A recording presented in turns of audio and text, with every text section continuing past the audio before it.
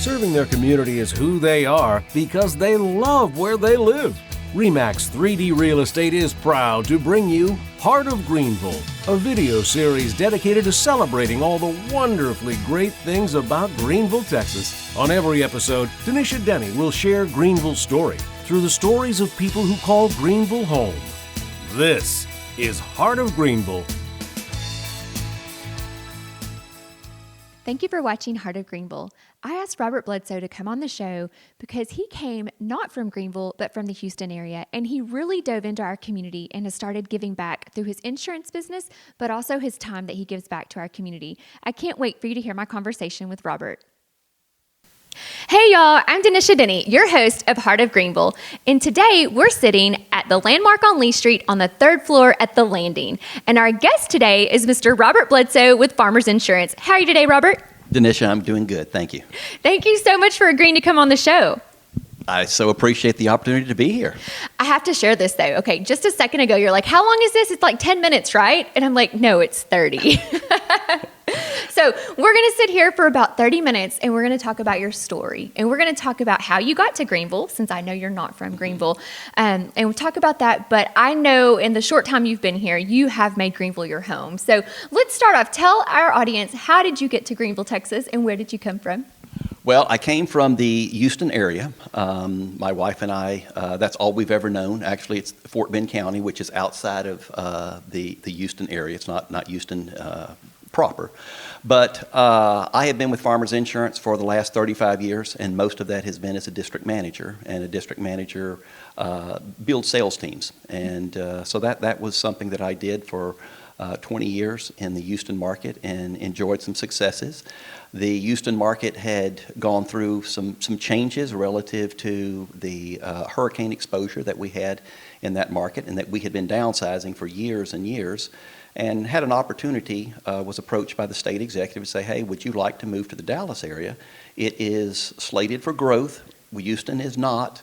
You're on a sinking ship. So really? You wouldn't think that, being in Houston. Well, without getting into the weeds too terribly much, it had everything to do with reinsurance, because we had so much insurance in the Houston market, which is a tribute to our successes there as an insurance agency core.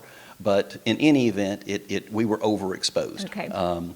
So came to the Dallas area, bought a home in Rockwall, and then we also purchased some hunting property out in Lone Oak. And so that's kind of where we first started learning more about Greenville and coming through and eating here. And this was back in 2011. After 3 years with Farmers as a district manager coming up here, we struggled. I struggled. I resigned as a district manager, and they asked me if I would like to take over an agency here in Greenville, and I said yes. Didn't really know anything about Greenville, other than I had passed through it for a couple of years, going to our hunting property, and it was quite a spiritual odyssey. I've shared that story with you, but it was a big change for us, and we've grown a lot spiritually. We have. And you're welcome to share any of that story you would like to share. Okay. Well, you know that I'm going to. Yes. It is my story. You know, my sense is, if you're a born-again Christian, and I've had people ask me this, I was going to a hospital one time, just to digress, and they said, are you a pastor? And I said, no, I'm not. And then as soon as I said that, it's like, well, aren't we all pastors? And exactly. So I'm kind of retracing my steps on, and if someone asks me about my faith and where I stand. But we have both my wife and I have walked with the Lord for a number of years. But I have 5 kids, and they are all grown. When we left Rockwall and sold our house in one day, which might be of interest to you as a realtor. True. Yes. We had no idea. We left a market in Houston that was horrendous. We lost a lot of money on a house there, and it was on the market for 18 months. Wow. So before we really even thought we were going to move, or thinking we had time, we put it on the market, and it was just an immediate sell. But kind of gives you peace when that happens too. You're like, okay, this is what we're supposed to do. Probably should have taken it like that. I took it as, gosh, we listed it too low. No, you listed it just right. That's what it's supposed to do. Right. But how I got here, and I think that's really where I'd like for people to know a little bit more about me, is yes.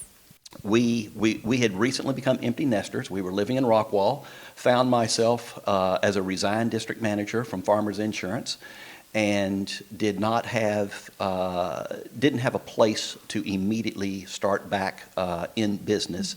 But whether we did or not, that really wouldn't have mattered. We moved to the house that I had spoke of, the hunting property, a hunting cabin. We remodeled it. I convinced my wife that would be good for a year. We are still there. And, I was going to say, are you still there? We're still there. And how is she about that? She is good. Good. She has been such a trooper.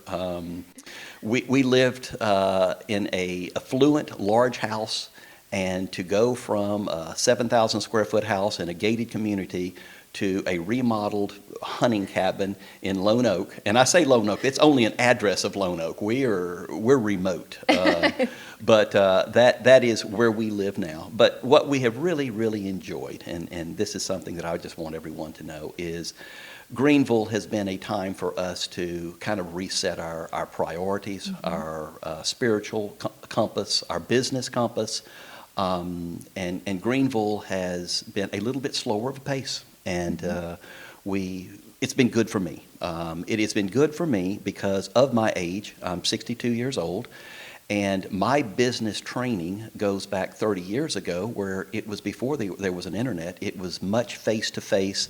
Just for those of y'all that may be watching this in your 30s, you can't relate to any of this.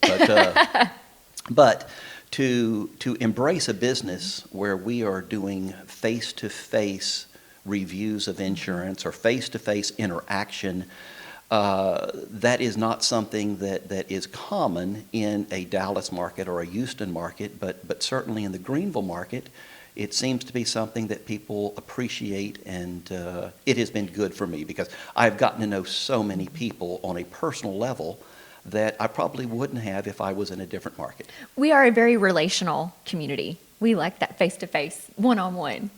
Well, and I do too. And I guess the thing that has made this so good for me is I parachuted into Greenville, a fish out of water. And it was a difficult transition at first, but the people of Greenville have embraced me.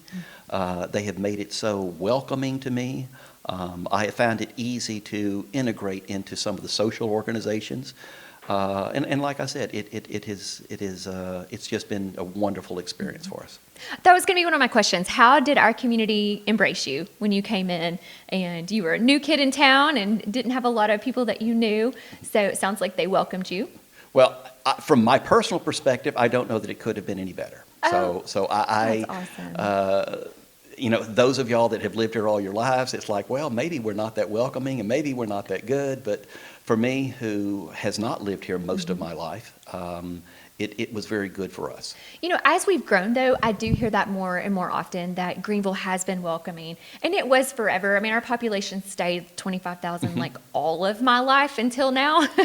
And so I think as we have brought in new people and new people have come here, we've kind of all just opened our arms and said, come in, you're welcome here. And so I'm so proud to know that our community was welcoming to you. Well, not only was it welcoming, it was a breath of fresh air to see that Greenville is growing, and Greenville was not behind the times, and Greenville is very progressive in their forward thinking, and so I'm excited to be part of the community. I'm excited to have a business here, and I'm excited to, just like I said, be part of the people of Greenville, Texas.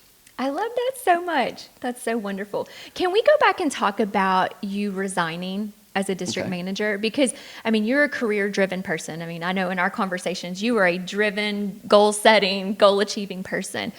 Resigning as a district manager had to be a difficult decision. What was that journey like? Well, that was a odyssey for us that, quite honestly, was a real challenge. I want to say life-changing, and it was. It brought me much closer to the Lord. I realized that God was perhaps burning out some of the pride that I had, because I didn't feel like I had any pride, but obviously I did. Resigning as a district manager was almost a calculated decision for me. I came up here as a very successful district manager from the Houston market and felt like that was going to parlay greatly or with great success into the Dallas market. But I didn't have the connections that I had in Houston. I didn't have the network. It was a difficult transition. And as a district manager, I guess, because to address your question, what a district manager does is recruit people that want to own their own business. So from that standpoint, it is an insurance agency. So you are teaching them how to sell insurance. You're helping them staff. You are promoting. You're really doing everything you can to show people how to be successful in the business. For the first 3 years, or for the 3 years moving to the Dallas market, recruiting new agents is a mark. It's a quota that we have, and I was barely doing that.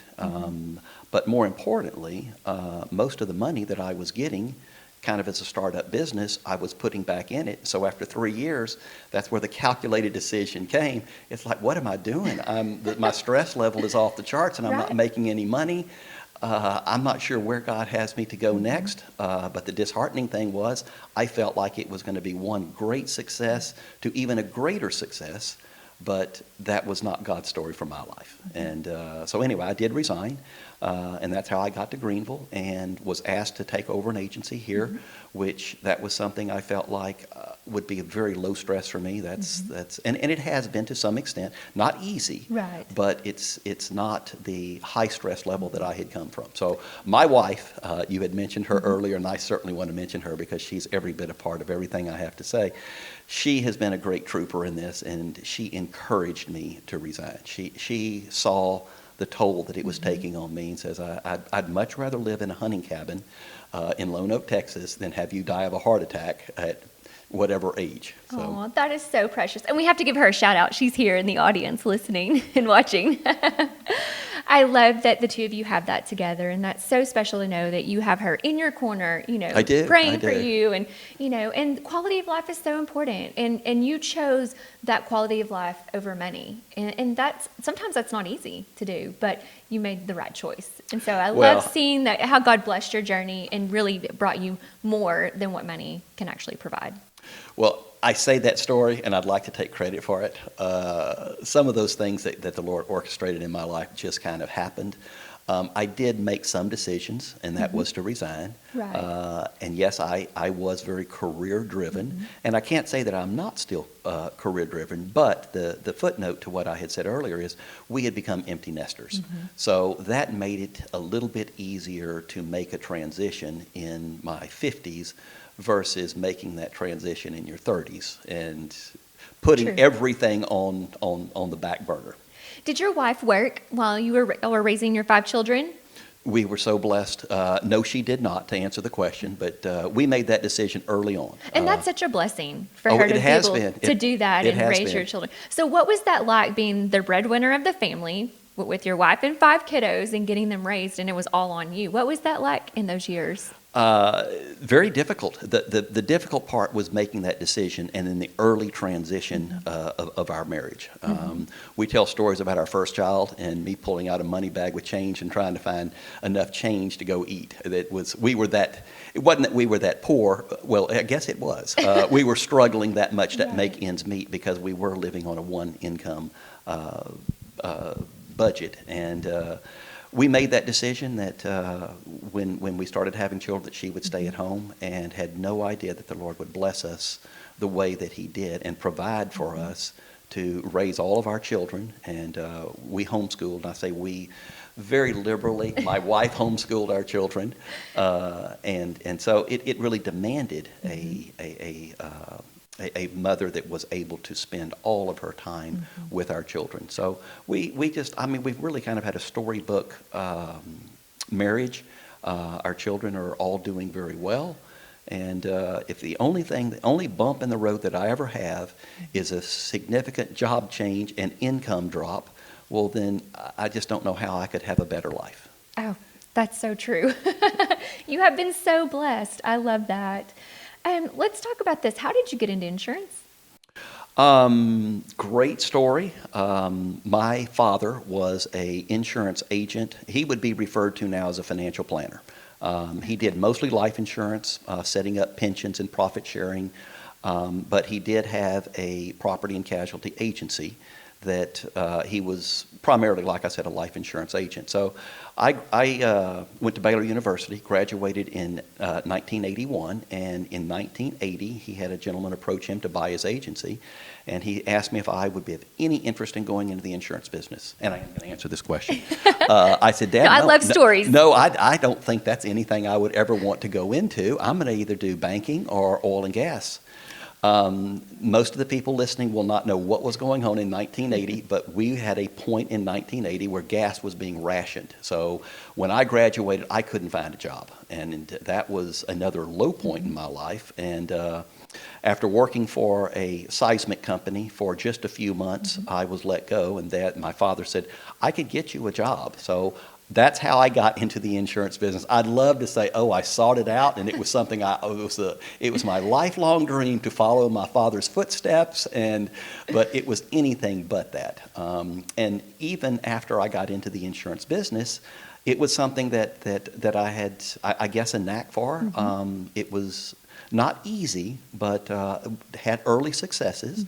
But even when we made the decision that my wife was going to stay at home and she was going to be an at-home mom, it's like, well, I guess nothing's better coming along. So I was still kind of thinking, oh, there's going to be something better. But at that point, there was kind of a turn in my approach to my business, and got serious about it, knowing that I've got at least a wife and one child to support, and later on it turned into 5 children. And so that's how I got into it, and it's been a wonderful career for me. How proud is your dad of you? He is very proud of me. I lost my dad early, but so that's sorry. okay. That's okay. I probably had, in my years with my dad, I probably had more than most had with their dads that lived to 80 or 90 years old. But my dad and I were very, very close. And I'll tell a quick story. While I was in the insurance business, back in the olden days, you had to go out and take pictures of homes on a Polaroid camera and send it into underwriting, all paper driven. I would go by and pick him up, and he would ride with me because he had had a heart attack, and that was really his outing. So we spent together all the time that we could. So there wasn't anything left that we didn't get. So no regrets. I love that part of your story. Oh, it's a great story. I was a daddy's girl too, and I lost my dad when I was young, and so I've always felt that way too. I'm like, I'll take the 21 great years I had with my father versus him living a lifetime and not having those stories. So I can totally relate. Well, thanks. That's I didn't know that about you. Yeah, no, I know. I was 21 and when he passed away, and so I've officially lived longer now without him than I did with him, and so that was really surreal. I have the same thing to share. Yeah. So how old were you when your dad passed away? I was trying to do the math there, and I'm not sure, but I'm going to say I was 28. Okay, you were young. Yeah. So did he meet all 5 of your children by then, or no? No, he met, let me think, the first 2. Okay. But he would have been so happy. Yes. Yeah. Well, and they live on through us. That's how, for me, I share about my dad with my kiddos. And, so he still lives on through us that way, and we still carry on their legacies like that. So what was it like being a dad? From the dad perspective, what were some of your favorite things that you did with your kids when you were raising them? And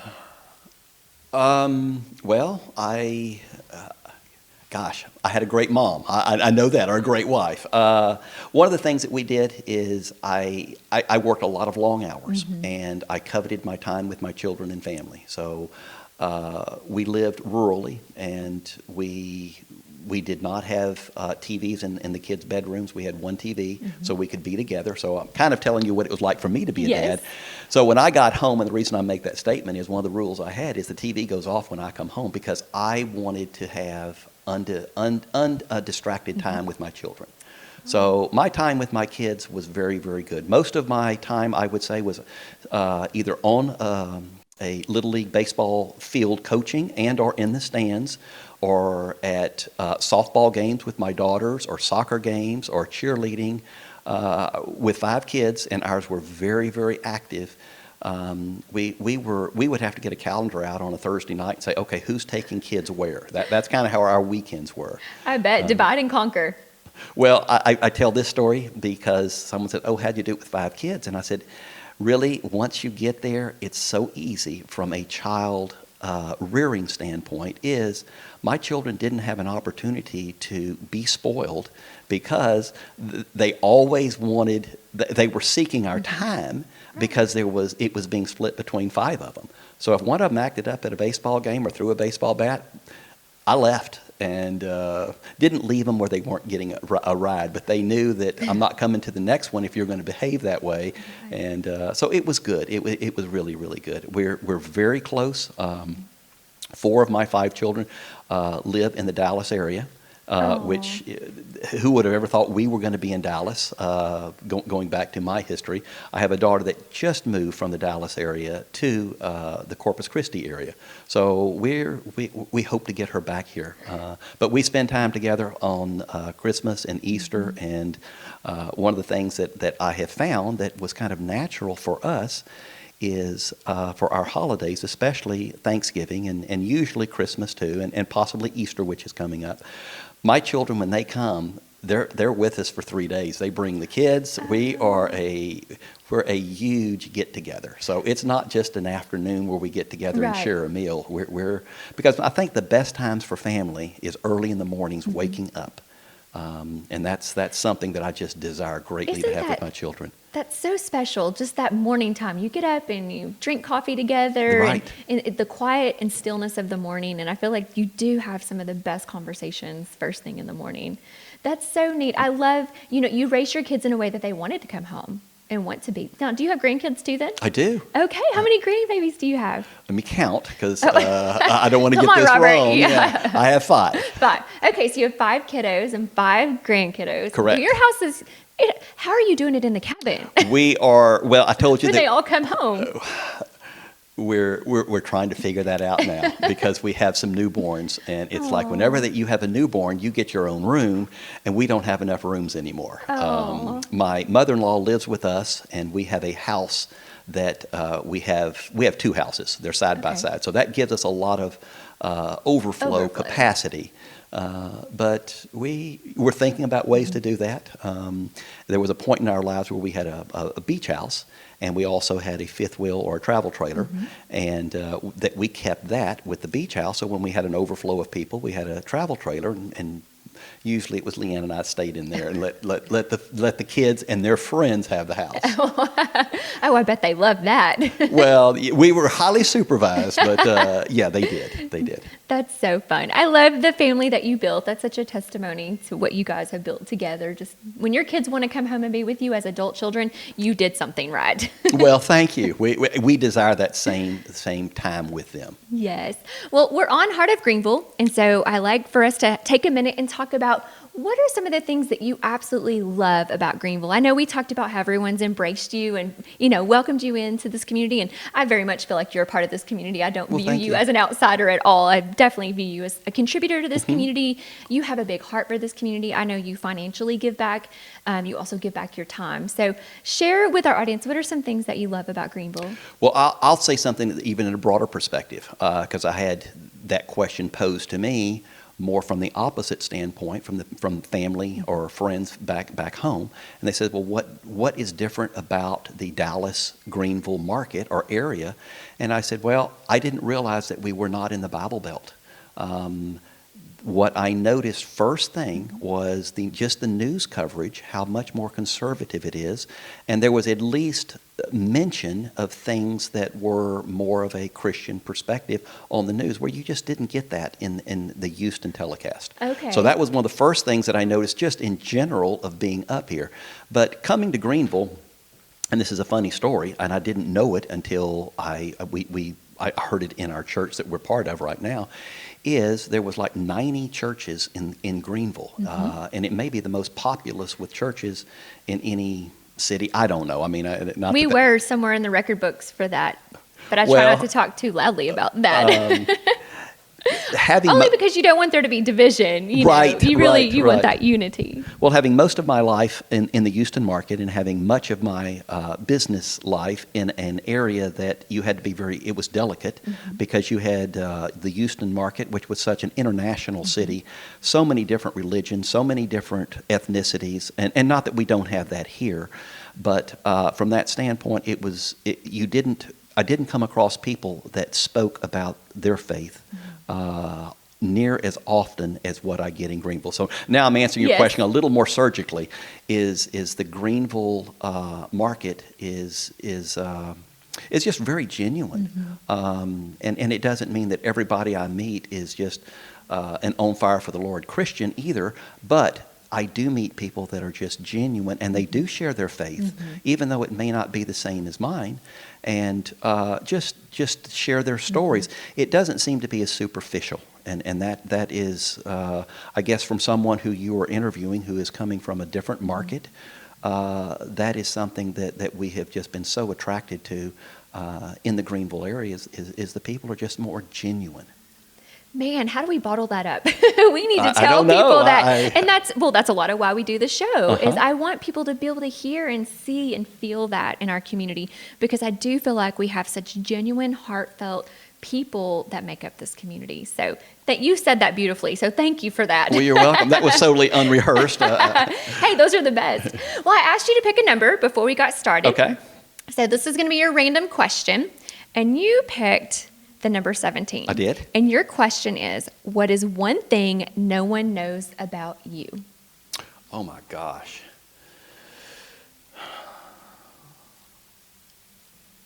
You should have you should have asked me this first. Gosh. Leanne, help me. You're out there. I think, well, I can tell you that most people don't know this. Okay. I had the privilege of, and I did mention it earlier, I went to Baylor University. Yes.